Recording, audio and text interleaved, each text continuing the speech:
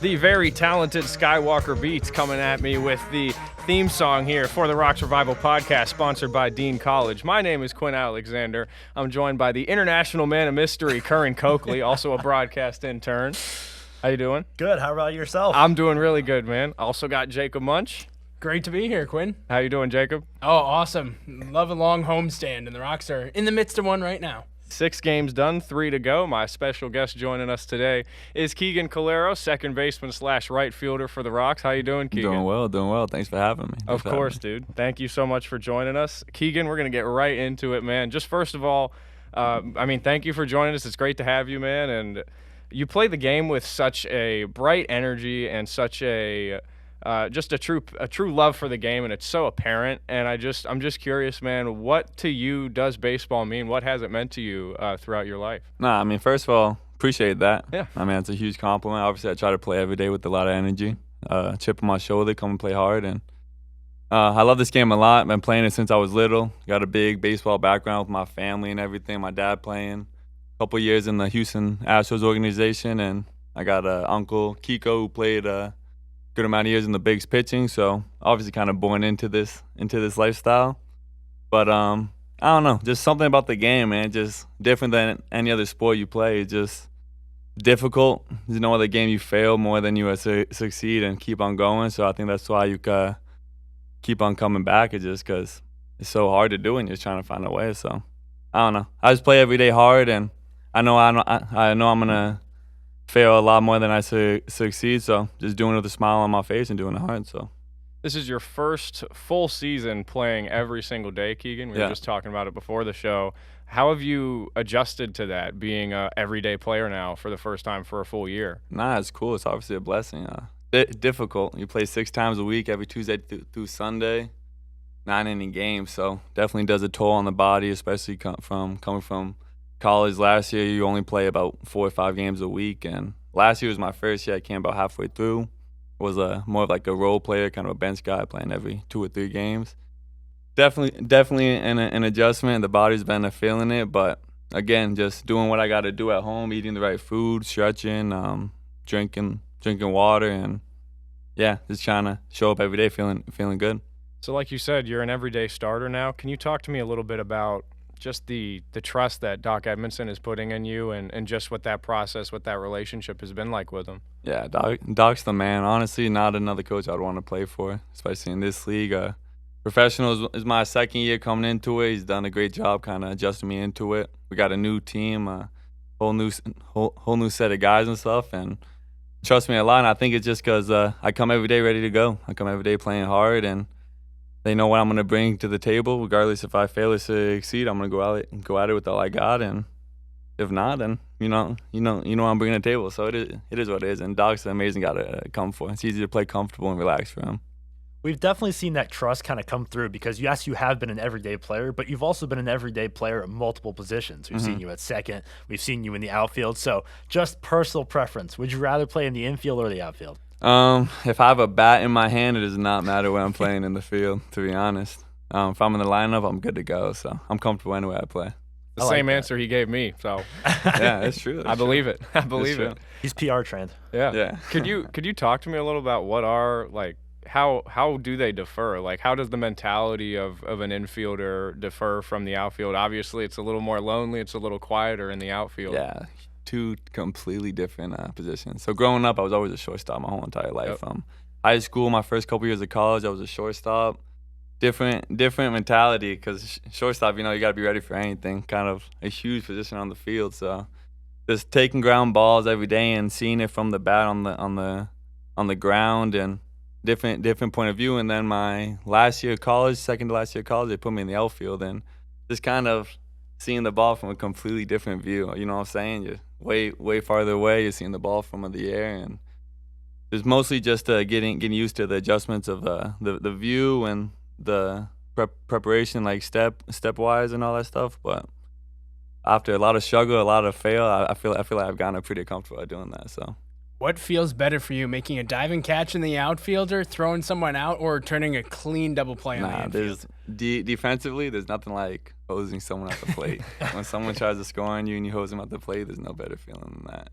Speaking of about that. diving catches, the other day against Lake Erie, you had a fantastic catch in that third inning, coming in on a little blooper, full extension over in right field. What was kind of going through your mind when you made that catch? Nah, just staying ready. I think there was 2 outs at the Yep. time. So as an outfielder, you kind of know that with runners not in scoring position, a ball like that, when it's kind of a more lazier fly ball, you can be aggressive for it. So that was my mentality: is anything close, I'm gonna go get it. And luckily enough, I got it. So You've mentioned that it's a new group of guys this season. You've got some returners such as yourself. Have you noticed a culture shift at all from last season to this season? no, for sure. I mean, last year we were the knockouts. We were a first-year team in this league. Some completely new players, not many vets. You know what I'm saying? You guys had Sully, who was a vet. Last year, he had a tough role trying to help everyone out last year.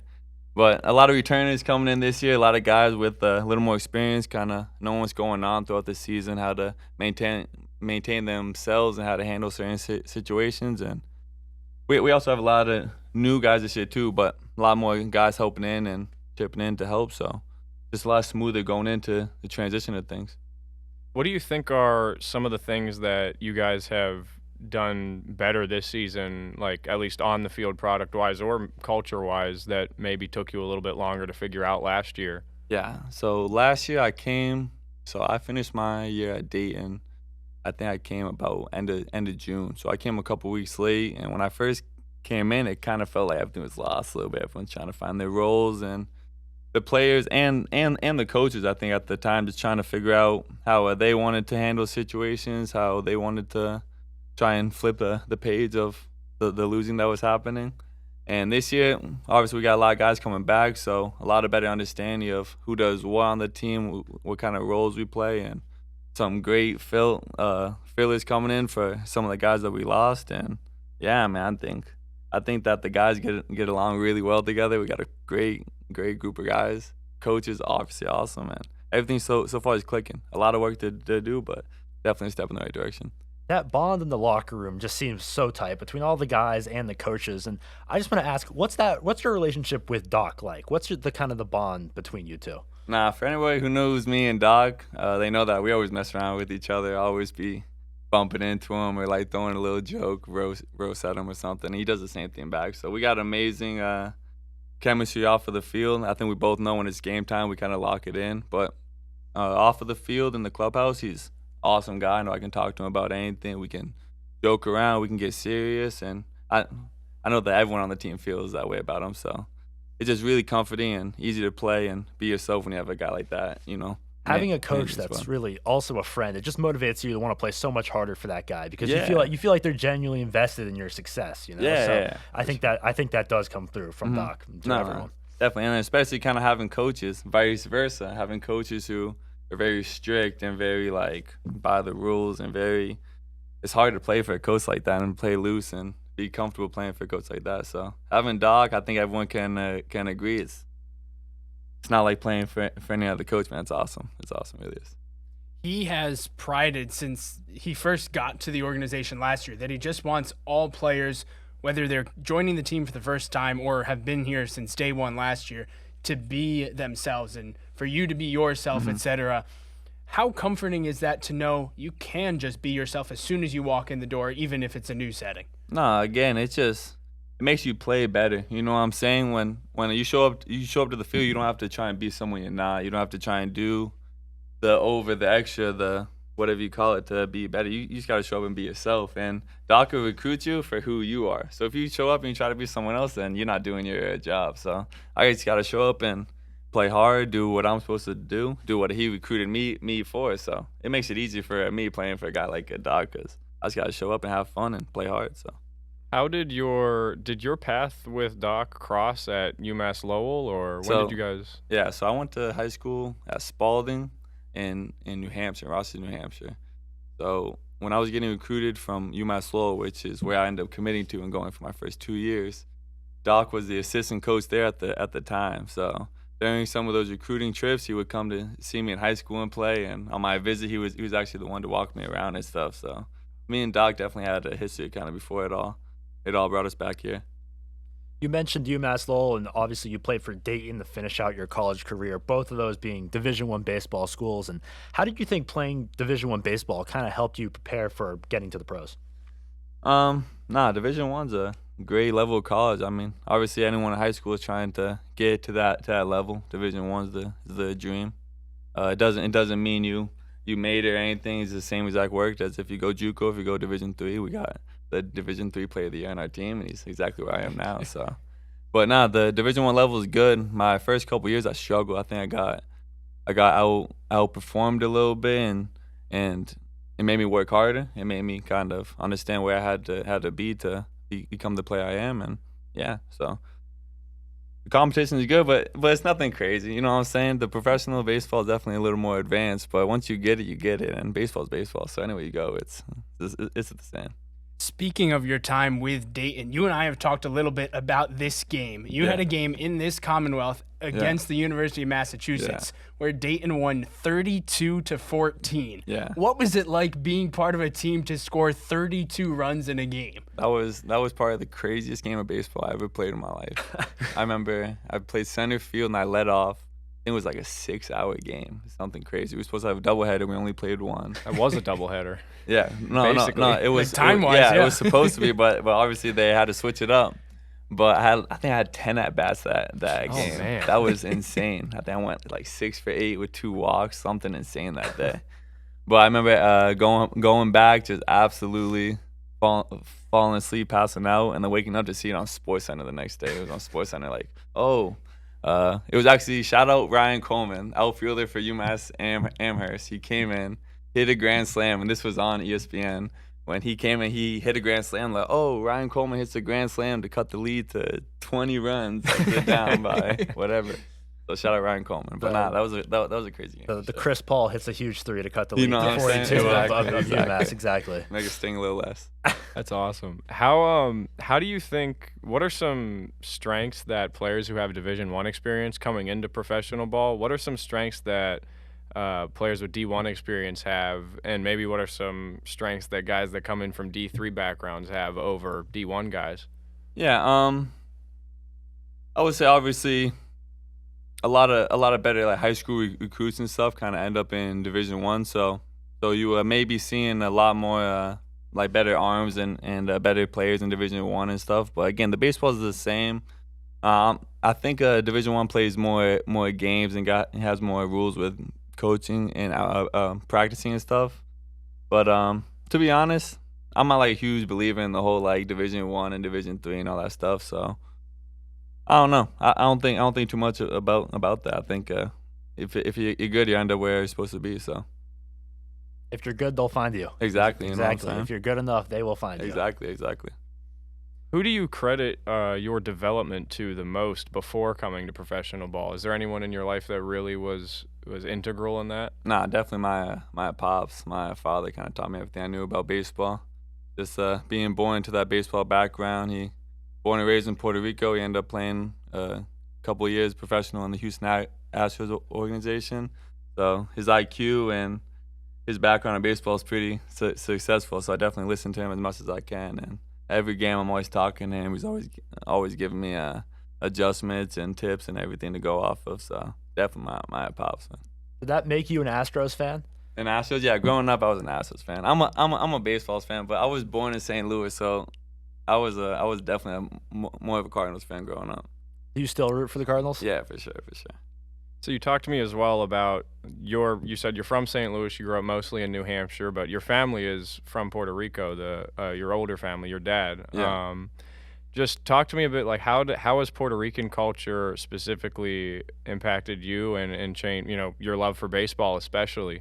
Nah, for sure. I mean, baseball is the biggest thing going in Puerto Rico. A lot of great baseball players come out of Puerto Rico, and with my father being there, I got half my family there on the island right now, and I'll be spending time with them on trips and during the off season. And the culture of it, man, it just kind of gives off that fun, electric kind of feeling. You know what I'm saying? Like smooth, hard playing. Just you watch any Puerto Rican play, you can tell he's Puerto Rican as soon as he steps on the field. You know what I'm saying? You can kind of tell he's got that Puerto Rican swag, the way they walk around, the way that they play. They're confident. And I try and carry that with me, man.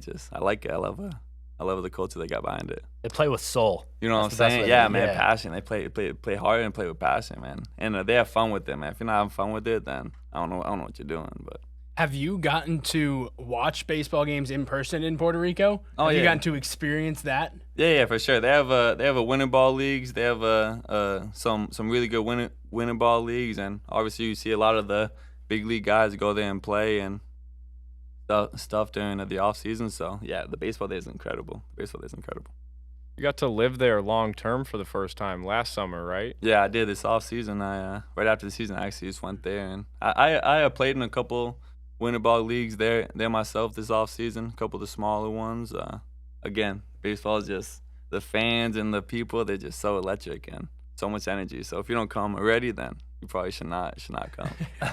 Could you see yourself ever moving out there a long time when you get older? Or Oh no, definitely. Again, so half my family's from there, so I be spending a lot of time there when I can. Especially a fan of the heat and the beaches and stuff. It's nice being there when it gets cold here. So I could definitely see myself kind of moving there after and giving up on the winters, man. I think I'm done with the snow. Yeah, you might be the only New Hampshire kid that doesn't like the You know what I'm cold. saying? Yeah, I'm sorry. I'm sorry about it, but too much for me. So what was growing up in Rochester, New Hampshire, kind of like? I mean, it's very different than Yeah, Puerto Rico. yeah, You mentioned all the great characteristics of Puerto Rico: energy, soul, great charisma from everyone there. Can't exactly say the same about New Hampshire all the time. But Yeah. how did Rochester kind of shape you as a person? Nah, man, Rochester was awesome, man. I had so much fun in Rochester. Some of my bestest friends are still in Rochester, and it's my home, man. The high school was fun. The sports, man, the baseball. We were always very successful in the state of New Hampshire. Basketball, we were always successful in the state of New Hampshire. So definitely a competitor for kind of what we had going on in the public school system of New Hampshire.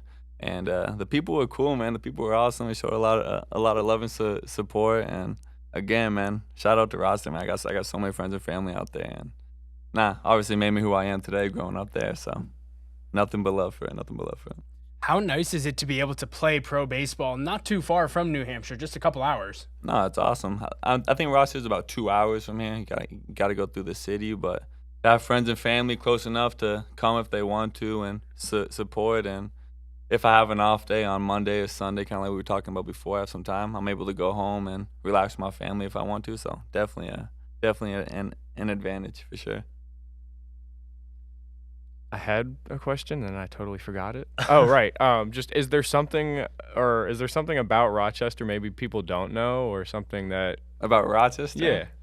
I don't know if there's like a lot of people don't know about Rochester, but yeah, I don't know. That's kind of a crazy question. I've never been asked that before. So What to you, just since you've grown up there, what do you think, like, what makes Rochester home to you, or like what do you think about when you think of Rochester? I mean, obviously you think about Rochester, you think about the people. You know what I'm saying? So I went to the same high school that my mom went to. So my mom went to Spalding. All my aunts went to Spalding. My grandma went to the same high school as I did. So obviously people have a lot of love and a lot of respect for the town that they find a way to stay in there, and they keep it nice. And the more you see Rochester, the more it's growing. They just built a casino. They've been adjusting the commerce and everything going on there. So they're doing a great job kind of making it better and better. And man, just I don't really know one like specific thing that like sticks out about my That's okay. about my town. You know what I'm saying? But Yeah. Well, you mentioned how competitive the high school sports were. Did you play any other sports in high school? I played basketball in high school. Yeah. So we've had Trey and Sully on the show, and they're both big hoopers. Yeah. So if you were to make like a 3-on-3 team from the locker room, what guys are you picking? Who's on my team? Yeah, who's on your team? Who are the two Including guys? myself, Including including yourself. myself? Who are the two guys that you're picking? Okay, so I haven't seen everybody. I heard Trey can hoop. I've heard Trey's a hooper. And low-key, I've heard that Zach Eldred can hoop. He's I've heard big. that Eldred is a hooper. And He can has grab some sneaky, boards. huge hands. He's yeah. got the wiry frame Yeah. too. But He's low-key, got the. Off of the rip, I'm gonna go with Trey and Eldred. That's what I'm gonna go with. They're good picks. That's what I'm gonna go with. Who's winning one-on-one, you or Trey? Oh, me. With a quickness. He's I not like that. scoring on me. He's not scoring on me. Me and Trey talk about this every single day. Trey, when you see this, you're not scoring 1 point on me. We can get on video. We can do whatever we gotta do. You're not scoring a point on me, bro. We may need to get that on camera. Yeah, That- we're that's gonna- happening. Whatever we gotta do. Whatever we gotta do. That's got to happen for Whatever we sure. gotta do. Keagan, you're really, really good at making good jumps on steals. I've seen you time and time again this year take a gamble and just jump early on a pitcher, time up his windup, and you've done a really good job at it. I don't believe you've been caught doing that yet either. I got caught once. Oh, you did? I Okay. was safe, but they called me out. So Okay. I got caught once. Can you talk to me? How do you choose when to gamble on a play like that, and how much trust do you have to put in yourself, and how much trust does Doc have to put in you to make that happen? Yeah, just like you said, it's a gamble. So you just gotta see something you like, see like a certain situation, and make sure it's a good situation you can go on, regardless if it's like a good count. Say if it's a breaking ball count, you think the guy's gonna throw a breaking ball, or if he's a little bit slower to the plate. You see something you like, it's like you're saying, you gotta gamble. You gotta send it sometimes. You know what I'm saying? Sometimes when you see something you like, you know you're gonna go. You just gotta kind of fully commit to it. Just 100% go. And when I go, I go. I don't think like second think it. Any second thoughts, I shut it down. And Doc puts a trust in his players to kind of go when they feel like it. He'll obviously tell us when not to go if there's a huge spot when to. But he has a lot of trust in me and trust when I go. So. Do you guys get that type of freedom as well when it comes to bunting? We've seen you try to bunt for a couple hits, etc. Are most of those on your own, or is he calling that from the dugout? Yeah, no, it's coaching both box? it's both the ways. You know what I mean? So for me, I'm not much of a power hitter. Like the bunt's a big game in my game. So I go up there, I see a situation when the third baseman's back, or I can move runners over to try and score an extra run. I'm gonna try and take it myself. And sometimes Doc will kind of talk with me before the at bat and let me know. So. It's at both the sides of the game.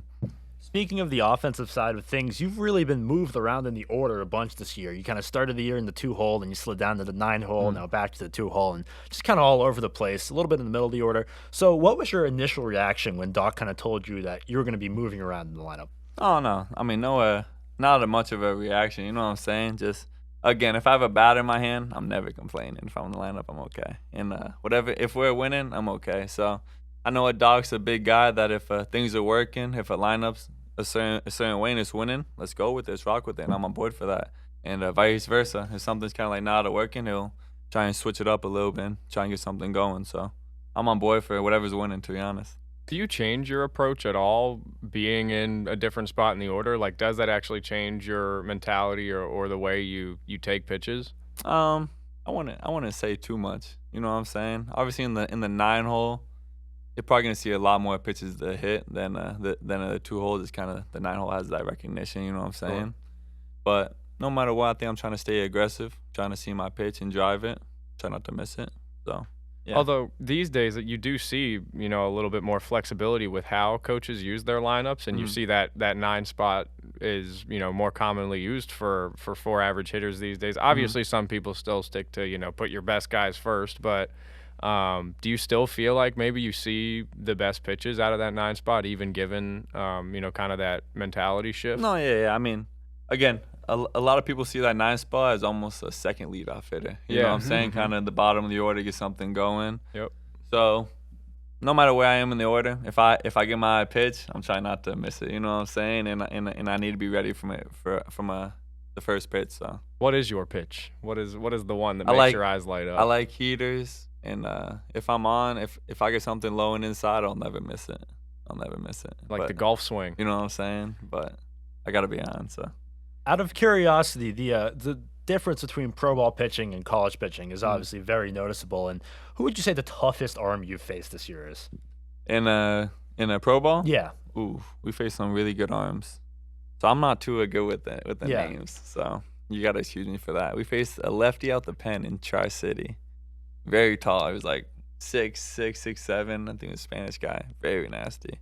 Like a lefty Dylan Bennett. Yeah. And then Lake Erie had some really, really good arms. Really good arms this past weekend. But everyone we face is solid. There's no bad arms in this league, which I hope people don't ever get taken for granted, because every day you show up here, you got to show up ready to go, because there's no give me days in this league.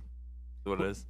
When you look at the lineup that the Rocks have, you guys can score in a whole bunch of different ways. If there's one trait that you could take from one of your teammates and add to your offensive game, whether it's Whitey's speed or someone's power, what would you take? Yeah, that's a great question. Obviously, Whitey's speed and Whitey's contact and his vision is unbelievable. but I think I would have to take someone's power. I think I would have to take some like Who's- Bender has some crazy power. Bender he has some can juice. can hit the ball out any part of the field. I can also say that about Rosie. How about Tommy Kretzler too? Yeah, Bit of a surprise. He Kretzer's- already has more Kretzer's- homers this year than he had Kretzer's last sneaky, year. Man, Kretzer's sneaky. That's what I'm saying. But Actually, maybe the sneaky answer as well is Eldred's pitching. right, that's what I'm saying. He has everything. Eldred has actually a little bit of everything. He's like the Shohei of our team. How has But- it been getting him to just dropped into your locker room? Just an Eldred? added- yeah. Oh, awesome, man. He's a great addition to the team. You know what I'm saying? You know Eldred, he's kind of like one of those chill guys. He doesn't say much, but he can do anything. He can do it at a very high level. And cool dude who just does whatever's asked. What were you guys? How was the reaction when second pitch he ever sees in pro ball, high fastball, turns on He it? takes and it deep. takes I it think deep. everyone was like, wow. Especially because he was on the team for a couple weeks just as a PO. Yeah. So he was taking batting practice, but not seeing any live, not seeing Mhm. anything. I think the guy we saw that day was like 92. Just comes in and hits a bomb, just like nothing. We're like, oh, wow. Okay, awesome, sweet. And he had just pitched 4 Yeah, innings you the know day what I'm saying? before or Keep him in something. the lineup. Perfect. That's awesome. And ever since then, man, I've not looked it back. So awesome to have that in the lineup. Did he get that ball? I think he did. Yeah. I think it landed in our bullpen, which was perfect. Oh, so you awesome. got it. You know what Okay. I'm saying? So what's the coolest piece of memorabilia you have, either from your career or just that you've collected? I think I got my first home run ball Yeah. from last year, which I was very proud Nice. of because I'm not the biggest home run hitter, but when I get it, I feel good about it. So I got that ball. I still have it. Yeah. Honestly, I'll say that for right now. Are there any game balls from like your younger career? What's like the first game ball you kept? What's like the first game ball I kept?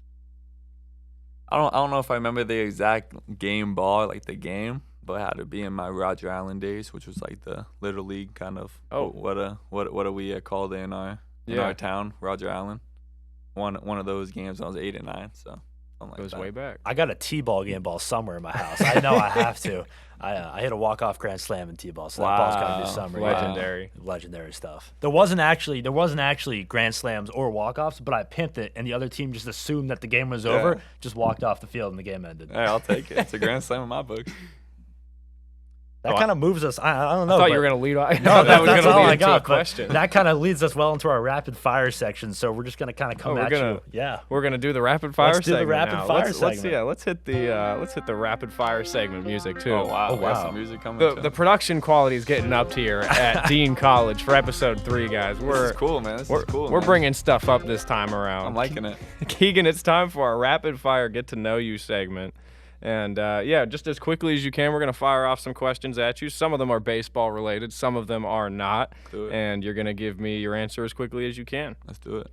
Okay, just to start, what's one thing in your career you haven't done yet that you want to accomplish? In my career, Yeah. I want to pitch. Okay. I want to pitch. I never pitch. I want to pitch. What pitches you got? Fastball. Now I'll throw as hard as I could every time. You got to take JR's spot as That's the what I'm first saying. position That's player what on I'm the saying. bump. I've been trying to talk to Doc. Every time there's opportunity, I've been telling Doc I'm ready to go. He hasn't got me in yet. So I want to pitch. I'll push for you. Yeah, I'll push please. for you. LeBron or MJ? Ooh, Keeping track of this one. LeBron. Okay, I have LeBron's to. up 2 to I 1 have now. to. I have to go LeBron. The stats just kind of talk themselves. Best spot to eat in Brockton. The best spot to eat right now, Toy Japan. Dude, Toy it's so Japan's good. hot, man. Toy Japan's hot. Yep. Right outside of the stadium. It's like $9 for some rice and chicken. It's tough to beat. Tough Toy to Japan's beat. hot. What's the best spot to eat in Rochester? Ooh, maybe Lilac City Grill. It's called Okay. Lilac City Grill. They got some wings. Wing Wednesday. Some of the best wings you'll have, and they're like 50 cents. They're really good. What is your favorite baseball memory? My favorite baseball memory, I would have to say Futures League. Right after I graduated high school, I hit for the cycle on one Ooh. game. My last AB, I needed a triple, and I got it. That was my next question was have you ever hit for the cycle? So the last AB, you The hit last the triple? AB, I Oh. needed. I needed a triple, and I got it. Were you trying? Was that on your mind? Were you like, I got to get a gapper Of here? course it was on my mind. Of course it was on my mind. I think I came up, I needed the triple, and I hit into the right center gap. I hit it good, but kind of like in the air a little bit, Uh-huh. where it like was a chance. The center fielder went, dove, Boom, hit his glove, bounced away. I could have gone all the way. I'm Take the cycle. chill at the base. That was a great pick. Great pick. Is a hot dog a sandwich? No, it's a hot dog. We're keeping track of It's this a one separate too. category. It's a hot dog. It's a bro. hot dog? Yeah, hot dog. It's a hot dog. So, what makes a sandwich a sandwich? Is it So- having 2 pieces of bread? So, have you guys honestly thought your whole entire lives, like since you were a kid, that a hot dog was a sandwich? No, I have not. So I like, have it's not. like all of a sudden we're just gonna change out of nowhere, bring up this random question like hot dog is a sandwich. Well, but what is a sandwich? Is my You know what I'm question. saying? Like, a so sandwich what? is like, yeah, it's like 2 pieces of bread. Yeah, like Yeah, you know, so- a sandwich is a sandwich. I was like, Okay, do you that's consider- that's such a crazy question because a sandwich is a sandwich and a hot dog is a hot dog. Yes. It's not like, you know what I'm saying? It's like I cannot even believe that. That's a thing. Do you consider a sub to be a sandwich? I ask because I think it is, but I know there's people at this table here who disagree. I think sub? a sub A is a sub. sandwich. No, a sub's a sandwich. But Okay, that sub is 1 piece of bread. Sub's not 2 pieces of bread. But like it's What's not the a, difference but like between a it's sub not a and a hot hot dog. It's not a hot dog. Like you don't go to a sandwich spot and order a hot dog. You know what I'm You know what? saying? That's Oh, actually that's true, yes. That might be the best argument I've heard for it. You don't I go to a think sandwich. Keegan you don't has order a hot dog. demolished this argument. That's to what be I'm honest. saying, man. You don't go to a sandwich spot and order a hot dog. You don't go to a hot dog spot and order a sandwich. It's just Fair. they're different. That's fair. Speaking of food, what's your favorite post-game meal? Post game,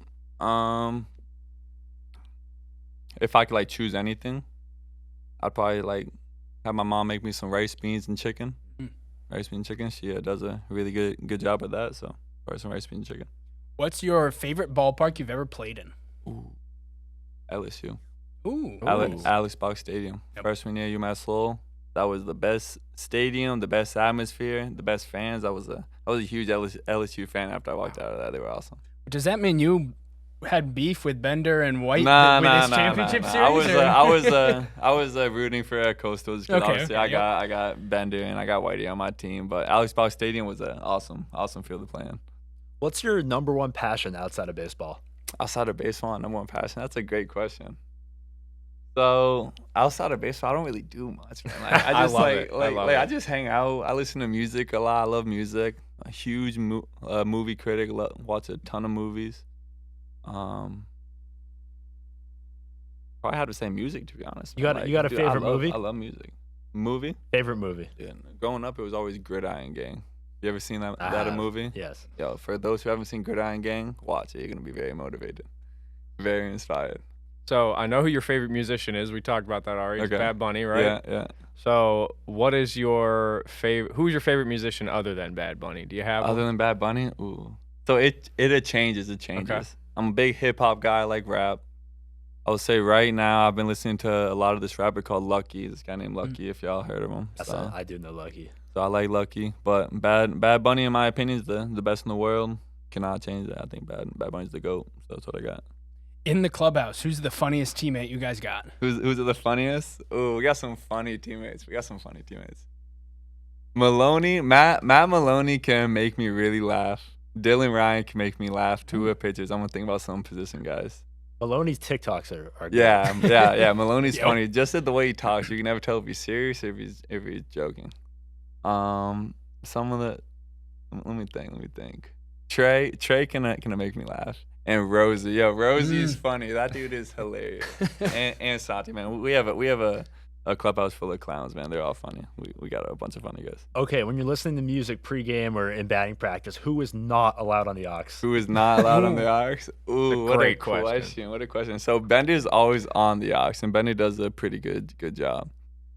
Okay, he's gonna see this and he's gonna be mad at this.